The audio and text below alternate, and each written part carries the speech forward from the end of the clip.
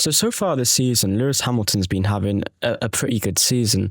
He's currently second in the World Championship with about a 50-point gap to first and about an 8-point deficit to Russell. So he's in a pretty good position.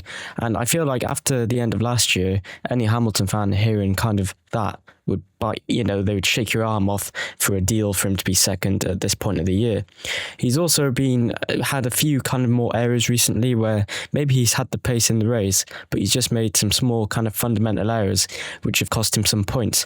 So it does raise the question, can Lewis Hamilton fight for his 8th title this year? There's more rounds to come in the second half of the season than we've already had, so there's a lot of time for things to change. And we know that Mercedes have been pretty unreliable, so there is still a chance for a big kind of point swing to happen. So for any driver to fight for the championship, you essentially need to be able to beat your teammate consistently first, because if you have your teammate kind of interfering in your title challenge, it's going to make it a lot more difficult. That was kind of a big example last year where Lando and Oscar were taking points off each other constantly, whereas Verstappen, kind of without much competition within the team, was able just to maximise the points. And that's not a good or a bad thing for either of them. It's just if your teammate is good enough, really. And this year it's been pretty close between Hamilton and Leclerc, more so in qualifying. In the race, Hamilton leads 6-5, and obviously that in Miami, that was kind of a bit maybe fraudulent because obviously Leclerc spun, but then in Hungary it was fraudulent for Leclerc because Hamilton had that penalty. So it's not really the best representation. I think the general opinion is that Hamilton has been better in the races this year. He's been able to keep his tyres under control better, which is a massive improvement from last year where he would kill them quite early in the stint. So I think that if Ferrari can bring upgrades to actually improve the traction of the car, that'll help him out even more. So currently it's 6-5 to Hamilton in the races, which is good, and it means he's getting most of the points. And in qualifying, it's 6-5. Now, it's important to remember that if you include the sprints in these kind of comparisons, it actually favours Hamilton. I think it's like 7-4 in races and maybe, 6-7 or something in sprint qualifying if you include that. So it's a lot closer than kind of just the Grand Prix stats make it out. But I know a lot of people don't appreciate sprints being used for comparisons. But it does show that Hamilton, is at least on par and ahead of Leclerc, which means that he's able to extract the most from the car, which is what you need in the title fight. Whereas at Mercedes, it's a bit of a different story because obviously Kimi Antonelli has been dominating George Russell. This kind of means that he's, the team's going to back him more.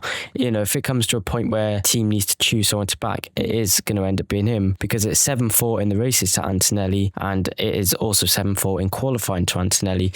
So, and Toto Wolff did speak a few months ago about potentially getting team orders involved if kind of Ferrari came with a credible threat. And seeing as they're about 70-something points behind in the constructors and obviously 50 points behind in the race, I do think there is reason to believe that they might implement team orders at some point. Obviously Russell was taken out of Spa and then Hungary had that issue, none of which were his fault, but objectively he might be a bit out of the title fight. So it does make a very interesting situation where Leclerc is actually a bit closer to Hamilton. So what Hamilton needs to do after the summer break really is just basically dominate Leclerc, just come every weekend, just be on the pace and don't make small fundamental errors. And that's kind of been the main problem in this kind of last few races. It's just these small errors that are costing him. So if we look at Hungary, we had the impeding in qualifying, which actually you can probably blame the pit wall more because they should have informed him earlier because they were then talking about yellow flags or something. And obviously then in the race, he had the pit lane speed penalty on the exit, which again was Hamilton's fault really. He was just trying to get ahead of Antonelli and in the end had to give the place back, so it didn't really work out. If we look back at Silverstone, Hamilton obviously had the penalty for the false start and also went the wrong way with the setup. He had a lot of understeer in the car. Understeer kills the tyres quick and just makes you fundamentally slow. So it was not the best representation, and it's not fair to say he could have gone on to win the race, but he definitely would have been in contention for the race win. So that's a few errors there. And then obviously at Spa, at turn 1, he hit into Russell. He got a penalty, which I think most of the community thinks is kind of harsh. I think it was a bit harsh. I think it was just a race one kind of racing incident, lap one racing incident, but they saw it differently, and that obviously gave him some damage then to the barge board, which kind of compromised his whole Grand Prix really. So it, that was another opportunity where, I think he could have been fighting for the win there. I don't think Leclerc got the most out of the car on race trim, and of course he then crashed in FP3 before that, Hamilton, and he kind of admitted that probably cost him a few tenths, just because they don't always rebuild the car kind of properly, or not properly, just to kind of the full capacity and how comfortable he was with it before. But objectively, he did not get the most out of the car that weekend. So let's look at another factor now, which is Ferrari themselves. So Ferrari, after the summer break, are bringing a few upgrades. So right now it's Zandvoort. There's a major floor update planned, which is probably going to bring a lot of downforce. In Monza, there's going to be a low drag aero package, basically the special Ferrari package they do every year to try and win at Monza. And also that's when they are bringing a new engine upgrade, which is a new turbo revision. In autumn, they are bringing a fourth upgrade package. I think one of them is coming in Austin. I think it's going to try and improve the rear of the car, because the traction of the car has not been so good at this part of the season. It's one of the weaknesses of the car, even though it has a lot of downforce at the front. But there is rumours that they have to do this to kind of compensate for the power deficit, make these kind of extreme setup choices, which are kind of munching the tyres on rear limited tracks. And then in 2027, there's obviously a significant power unit concept change planned. That kind of goes out of the scope of the video. There'll be a separate video closer to 2027, depending on how this year ends, really. But the first upgrade that they introduced in Austria on the engine delivered about 7 horsepower. So that was not particularly consequential. Obviously, since Austria, there's been kind of a few races where they've been in contention for the win. Austria itself, that didn't particularly help much, but that was a track that was kind of weak for them anyway. But they think that the second upgrade, is going to add around 15 horsepower to the engine, around 11 kind of kilowatts. And they say if reliability is maintained, that the gain could be worth over 2/10 at Monza and slightly less at Baku. And this is according to Auto Racer, who's obviously a very reputable outfit when it comes to Ferrari news. So this is kind of a big upgrade. Anything kind of more than 2/10 or 2/10 and more is kind of a big upgrade. Particularly in these new regulations, they're going to be finding a lot of gains. And actually, the more exciting part really could be the kind of new aero packages, because I think that's where teams are going to find the most gains. I know Red Bull, kind of since the start of the season, have revolutionised their aero package. And if you kind of look at where they were around Japan and China, it's like a completely different car now. So it does make a big difference. And it kind of, there's a lot of upgrades coming through it, which you maybe wouldn't expect, because if you look at the 2027 rules, they're actually kind of getting rid of the wing they have at the rear, which they had to move like the differential for and everything. So it's very interesting to see that they're still planning upgrades, and that does lend credibility to the fact that maybe they think there's kind of a title to be won here. The worst thing you can do is kind of assume, next year we'll build a better car and we'll fight for the title from the start. That opportunity might never come. You might end up in like a Brawn situation where they were kind of close to the front fighting.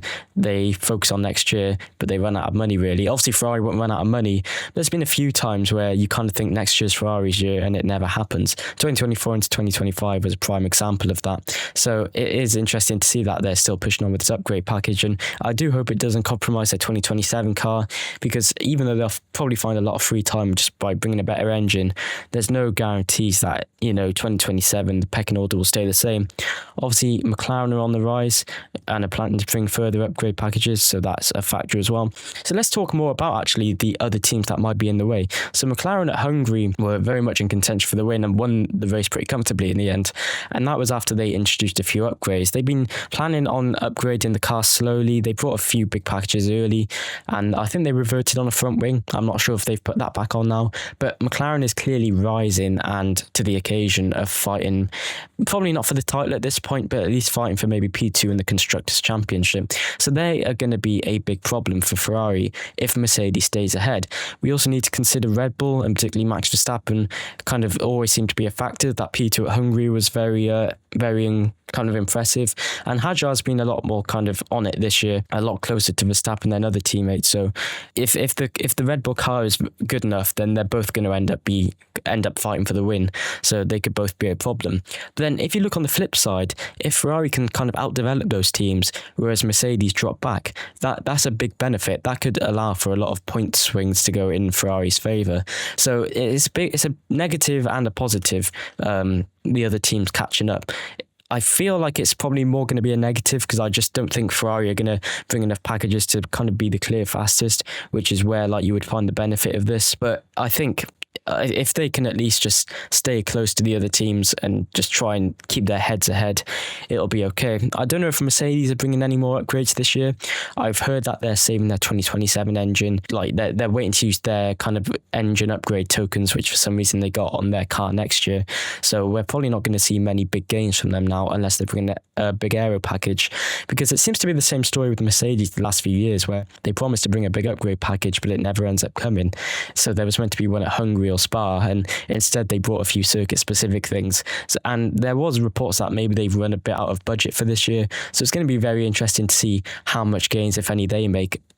And they also need to focus on the reliability problems that they seem to have with their fragile car. So that's my thoughts on if Hamilton can fight for his 8th title. In conclusion, I think he can if everything goes his way in terms of the car upgrades working, continuing to beat Leclerc and maybe Mercedes faltering a bit.